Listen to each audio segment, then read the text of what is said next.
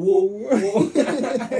Well, but actually, our topic is passion to profit, raising entrepreneurial boys for a better future. Isn't that a great topic? It is. Yes. So, we encourage every boy out there to tune in and listen. If you have any boy who seriously needs to hear this, put them on, let them listen to this, record it, tell them to listen attentively, because we have a guest who has wealth of experience and he is presently practicing. So a guy has the content they pinch, we know they pinch am. So we're all here together and we're in this. And we've discussed a whole lot of things from his growing young entrepreneur conference, which I think is a great initiative for every young boy out there to put his eyes and ears and everything. Yes, their minds too. Very So you important. could be financially educated. Yeah. You could be a financial literate. And we also have agreed on this show that is a survival skill, as cooking, driving. What other survival skill? Making fire is that a Yes. survival skill? Yes. Fire right. production. So put all your survival skill intact and then add financial education to it. That is a very huge financial surviving skill. I'm back in the studio. We're going to go back to our discussion, so stay tuned, locked in, and you can join the conversation now.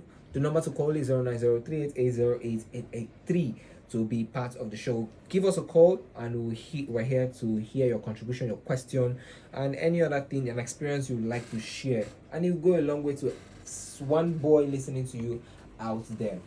So back to the discussion. My guest, his name is Mr. Isaac Shokolo. Yes. Sir. Thank you so much for staying with us. Thanks for Okay, back to our discussion. The role of mentorship is the segment we are going into now. You made mention of that is the angle a lot of people have neglected. We've talked about acquiring academic certificates, acquiring academic knowledge, and mentorship is one of those things that is dropping by the numbers. A lot of people do not have places they account. They can account for themselves. It's someone they can account to rather. So how much of this has mentorship eaten? But let me put this into perspective. That should be more like a follow-up question. For every successful entrepreneur has learned from someone. Is that a fact? Okay. And how important is mentorship for boys who dream of becoming entrepreneurs? Very, very important. Very, very, very important. So in Nigeria, we have three major tribes here: the Igbos, the Hausas, and the Yorubas. So there's one unique thing with the Igbo people. They have something called as though you know where I'm going to. So you see, they are known for that. Yeah. So because they know the value that has and so you see that Nigeria is over 250 million people in population as we speak, and you find that for the Igbo people, say out of 10 of them, you see plus and minus, you see 7 that are good. They are not poor, they are. It's not. They might not be extremely wealthy or rich, but they are balanced financially because they know the importance of mentorship. There's a name they call it apprenticeship. Yes. So in that way, you doing apprenticeship for some people is say 4 years, for some is 5 years, 3 years, and all that. Some 7. Some 7 years. So that way they're able to learn customer relationship. They're able to learn time management. They're able to learn financial management. They're able to learn a lot of things, so that when they go and start their own enterprise, they don't just start blindly. They are standing from a right spot. They are standing. Me personally, I've had a number. I told you I didn't really start from young, right? You didn't say open source. I didn't say pencil. But the crazy thing is, my mom started from way long ago. So it was when I started that she actually started putting me through. So even today we collaborate and do quite a number of businesses. I want to collaborate and do business too. So a lot of young people do not buy the idea of mentorship. They tend to target to slavery. And it looks like something that me, I know if you work for anybody. Me, I know if you. So, what exactly would you say to a young person now to convince him that, oh, this is actually not slavery? What do you stand to gain? Some people just like, waiting you want tell me where I no go know or where I no go learn from internet and all. So what differentiates somebody who has a physical mentor to account to and somebody who just goes online, learns a lot of things and starts off? Yeah, so in this life, learning will never stop. This financial education, even the wealthiest man is still learning every day. Few days ago, there is this guy that School of Hot Nuts. There's this young guy on the street that asks questions, interviews. How much money have you made in a year? Exactly. What's your financial? What's the biggest financial? Yeah, he came to Nigeria a few days ago. Are you serious? Yes, he came to Nigeria a few days ago. So the guy is interviewing Dangote, and like 5 minutes into the interview, he's like, Dangote, you're humble. You're humble. That was what he was telling you. Yeah, that was what he was telling. He was asking Dangote that was his net worth and all that. Dangote is like, he doesn't really know now and all that. So like, humility is very important. I mean, even from someone that is younger than you, you could learn, and it will really help you. Now you talked about learning from the online space and also learning on site, like physically. Both are important, very, very important. But no matter the knowledge you want to get online, where you have advantage with learning from someone in this physical space is that you can run to that person immediately, right? And sometimes geography matters too. There might be a white person they are learning from. He doesn't know that Nigeria with the CCG, he doesn't know that Nigeria there is banking. Yes. So there are some stuff that they might not really be able to relate with, that someone in your vicinity can relate to and put you through better. Yeah. All right, so, but this guy is it's not like I will see himself because he's far. But he's one of those people who have inspired me to find financial. And then when you listen to billionaires give you like a 1 minute advice, that's a whole lot. That's like them giving you like 30 years of their life in 1 minute. Just 1 minute, and then you sit down and then it doesn't just make you think different. That's why I posted on my Facebook that you see our dispensation right now. We do not have reason to fail in this financial space. Like, we do not have any reason. We don't have an excuse. If anybody bring an excuse to me right now, I'll trash it, no matter how many excuses you give me. You don't, like, there has never been a time in the whole world that one can make more money than now. I mean, Elon Musk hit 1 trillion. One's done it before. So like, we have more advantage than anybody. We can get more resources. We can get more knowledge. The population is to advantage. Think of everything, bro. So let me ask you this question. Yeah. We're running out of time, but let me quickly ask you this question. Follow up from that guy's social media post and all of that, from his contents that he posts and his school. Yeah. I've noticed that most of the times when you hear billionaires give advice and all of that, they mostly do not even talk about money. And they talk about something that gives you a different perspective toward life. Is it that we are missing the targets, that we're all going for money, we're pushing more? Is it money? There's a lot of, especially Africans, we chase money rather to attract money. That's the problem. We chase money rather to attract. So when you are a person of value, when you're able to dispense, when you're able to create value, polish it and serve it to the people, money will just be flying to you. Now, if they even do on your gas.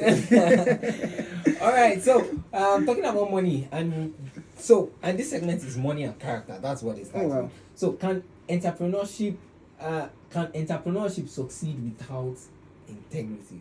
No, it can't. It can't. I don't know if you know Cosmos Maduka. Yes. Yeah, they call him Mr. Integrity. Yes. So he, at first, there is a big deal he was about to start. I think one of his first or second business. He did not really have the capital like that, but he had integrity.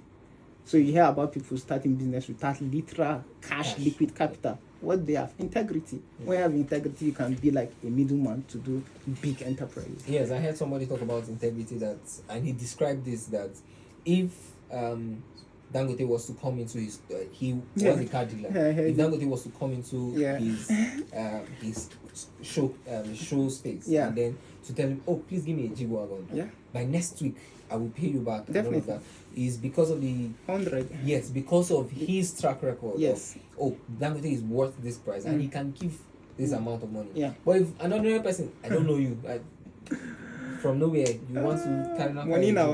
You understand? So, but there's also a commodity hidden behind the physical cash that we do not talk about.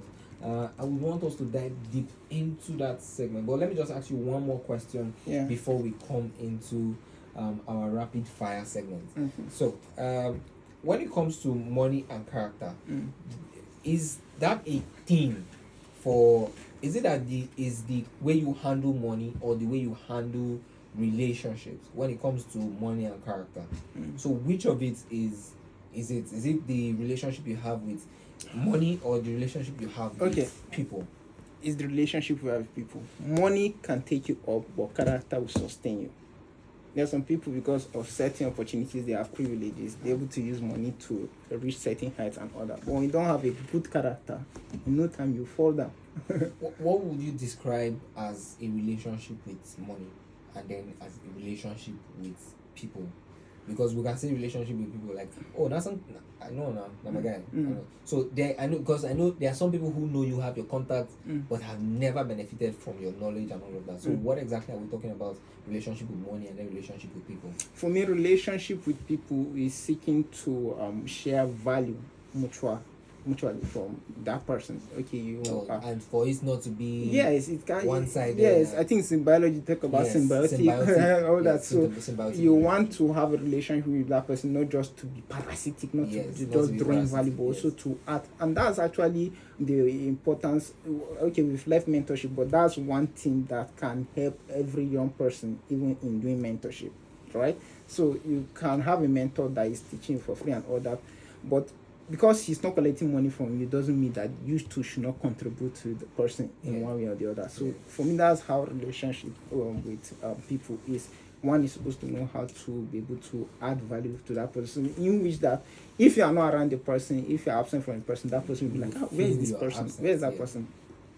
Okay, what about relationship with money? For relationship with money is a very delicate and serious or important issue. Yeah, the Holy Book talks about that. The love for money is the root of all evil. Now, a lot of people misquote it to say that love for money, the root. There's how they misquote it. So because I've actually gotten money at the root of all evil. Okay, yeah. So there is how our generation this dispensation. A lot of young people will do the most crazy and weirdest thing just to get money. I tell you. So I tell you. So that's where you see the love of money come into play, where you see people go do Yahoo, where you see people go do kidnapping, bandit, rape, prostitution, hookup, and all that. So you have to know that no matter how much money you are looking for, even if you are at the point of death, there are certain things you can never do. You rather die. So that's the kind of relationship you should have with certain standards. Yes, definitely. Somebody will not know how integrity will sell, but we are out of time. But would want to go. Let me not exhaust all of you, so that people that are coming to the conference room. Okay, so this is our rapid fire segment, and this rapid fire segment means that we'll ask you a question and you answer in just a word or a sentence. Okay. And then at the end of the rapid fire segment, you can pick one question you want to address on the broader scale. So, one word or one sentence to answer each question. Are you ready? Yeah, sure. So, here are some quick questions. One quality every entrepreneur must possess. Value creation. Value creation. Failure is not refusing to rise again after you fall. Money or purpose? Purpose. One habit every boy should develop. Learning. Lifelong learning. Okay. And the biggest mistake young entrepreneurs make? Biggest mistake young entrepreneurs make is, I might sit on this a little, forgive me. Alright, so that's the last question actually on the rapid fire segment. Alright. Do you choose this question? Yes, I choose. I was going to push for maybe money or purpose or one habit every boy should develop, but since you are going for the biggest mistake young entrepreneurs make, let's go for that. Yeah, because it's important. You see, when growing up as young boys, by default you have this zeal, you have this passion, you have this energy and everything going on in your body, right? Yes. One thing most of us fail to understand is that you can't be everything. You can't do everything all at once, all by yourself. Yeah. So it can be good in certain areas, but the mistake most of us make is that we try to do everything all by ourselves, not realizing that, okay, this could be my weakness. Let me give this person to help me handle this my weakness. For example, now a person can be good at finding a problem, finding a business and doing it, but he's bad, especially boys, bad at financial management. So you're actually doing the business, you're actually earning money, but you're still using that you're money. getting customers, but the money is not. So I feel like that's it's silent, it's not loud, but that's a very, very serious mistake. All right, 09038808883, 09038808883. So what advice would you give to parents who want to raise entrepreneurial sons? Yeah, like I said in the course of this conversation, I said at the very young age, catch them at a very young age, but allow them to be themselves, allow them to discover themselves, to discover their purpose, to know who they are. Then you can now pitch this entrepreneurship thing to them. Anyone that is really, really for it will catch along with it. So I have two more questions. Definitely. One is, before your final message to every young boy listening to you right now, and then what you will tell us that you will do for us as you have come. So, my second to the last question is, do you think that there's a business anybody can do? Anybody can do? Yes, like anybody can do. Are there like certain kind of businesses that anybody can do, that put their hands to it and then anybody can start? Yeah, but this question is supposed to be categorized because not everybody that is a business person too. So when you say everybody, okay, so it's not everybody that can do business. For a long time I used to think that it's everybody that is a business person, but not everybody is a business person. Oh, that's another discussion for another day. Mama, I was going to ask the question: if you had 50,000 naira to start a business today, what business would you invest in, and why? Relatives, a very relative question. It depends on geography. Depends. Well, I'm just okay. Well, our listeners, a bunch of our listeners are residents of Minna and neighboring communities or neighboring towns or local government areas, and maybe just a few fraction of that of our listeners are out of the states and are due to our online radio. So, but talk to a young person who is in Minna right now. Okay. Let's say an 18, 20, 25-year-old who is being given 50,000 naira right now to start a business. What's your advice? What business should he invest in? Regardless of having knowledge, you don't have the knowledge, you have 50,000. Yeah. This is the business you want him to go in, but you can go in and find out about this business and then venture into it. What business would it be and why? Okay, so for amount like 50,000, some people will see money small. Exactly. Squeeze them make tight. Exactly, especially for our dispensation with inflation and everything and all that. Ew. If I was one in that shoe, right, I will not just go straight and start a business, right? I'll go to someone who has established a business. Okay. Someone who has a brand. Okay. Someone who has the audience, the market. I'll go to him. I talked about mentorship and apprenticeship. I'll go to him and want to serve that person. I'm like, don't pay me. I'll do this for you for free.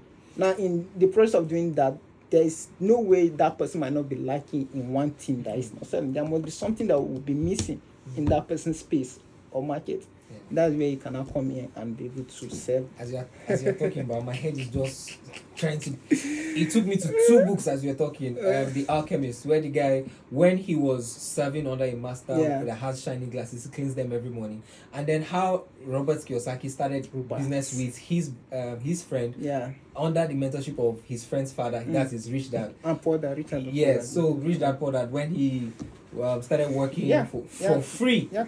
For his stepdad. I met a mentor 2-3 years ago, Prophet Prakash Pine. He's an Indian, but he grew up, he lived in Ghana, so I was able to meet him online, and I've been able to have him as my mentor, and just meeting him alone has changed my perspective and thinking just within the span of like 2-3 years. So mentorship is important. So we're out of time. So quickly, our final question: what's your final finally, what's your message to every young boy listening today? What's that message going that if you see a boy on the street right now, and then, just like that content creator does that has an academy, I can't remember. School of Hard Knocks. Yes, School of Hard Knocks. Yeah. That tells every billionaire to give their best advice to every listener right now in 1 minute. Can you do that in 30 seconds? Yeah, definitely. Okay, let's go. Seek to discover yourself. If not, no matter the amount of money you ever get in this life, you'll never be fulfilled or satisfied. Can you say that again? It was too much of an information in that 30 seconds. And it was not even up to 30 seconds. Please say it again. I said, seek to discover yourself. If not, no matter the amount of money you can ever make in this life, will not be able to satisfy you at all. All right, my listeners, you've heard it from the horse's mouth.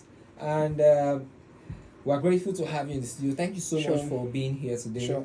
And we'll not let you go. So I almost forgot quickly. So, well, let me not put you on the spot, but I think it's something we can arrange. What you can do for the Brothers Keeper community. Sure, definitely. And cook up something. Yes, definitely. So guys, wait for something Brothers Keeper featuring. Yeah. So thank you so much for being here. Man, sure. So what an inspiring conversation this has been. My sincere appreciation to you, Mr. Isaac. I'm grateful. And we are really, really grateful for the wealth of experience that you've shared, for reminding us that entrepreneurship is not just about making money, it's about solving problems, creating value, and building a legacy. Yeah. With so much money that you have, you can never be fulfilled if you do not have financial education. To every parents rather listening, don't just ask your son what he wants to become. Help him discover what he can create. Definitely. And to every young boy listening, remember your talent is a seed. With discipline, learning, and hard work, it can grow into something that changes your life and your community. Thank you for joining us on another enlightening edition of the Brothers Keeper Show on Preston 91.7 FM. I remain your host, Martin Shupaga Gibson. Until next time, stay inspired, stay productive, and always be your brother's keeper. And you know what we do, so the Brothers Keeper, we look out for each other. Do have a wonderful weekend starting off from tomorrow. Welcome to the weekend. We'll be giant tomorrow. Sure. So see you guys next week for another exciting edition of the Brothers Keeper Show. I still remain your host, Martin Shupaga Gibson. Bye for now.